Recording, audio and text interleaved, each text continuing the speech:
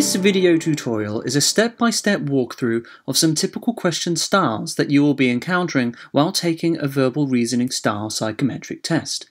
These test types will typically take the form of a written passage, followed by a series of questions with possible true, false, or cannot say responses.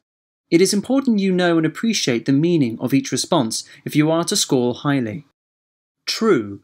The statement follows logically given the information contained within the passage. False. The statement cannot logically follow given the information contained within the passage. Cannot say. It is not possible to determine either way given the information contained within the passage alone. One would need more information to know for certain whether the statement is correct or not. The following questions are from free verbal reasoning tests, which you can take before or following this video if you so choose.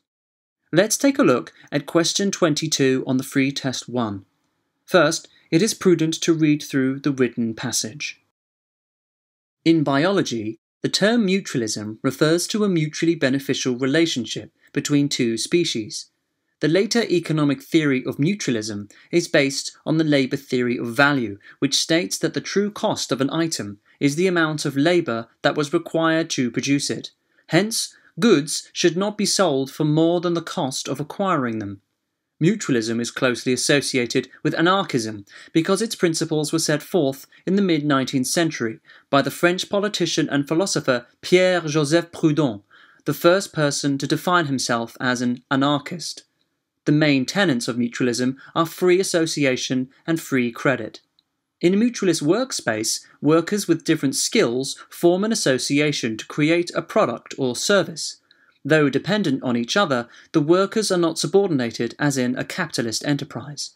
Mutual banks, also called credit unions, operate on the belief that free credit enables profit to be generated for the benefit of the union's members rather than bankers. Modern-day mutualism is sometimes described as free market socialism.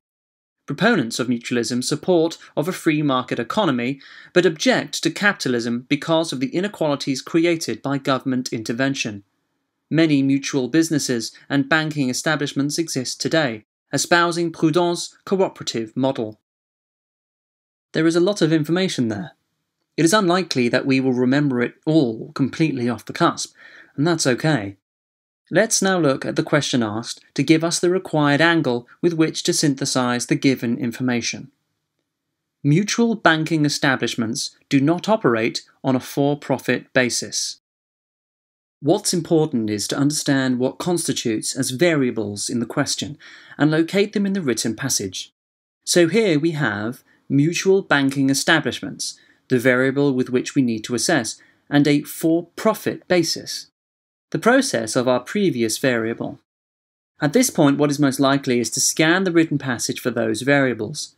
Before too long, we should locate this line here. Mutual banks, also called credit unions, operate on the belief that free credit enables profit to be generated for the benefit of the union's members rather than the bankers.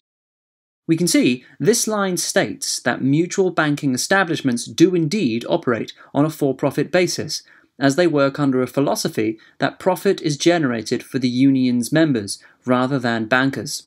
Thus, we can expressly say that the statement is false, as it is demonstrably so from the written passage. In other words, the statement cannot logically follow given the information contained within the passage. Thank you for watching this video tutorial. We hope it's been helpful. Best of luck with your test practicing here at Assessment Day.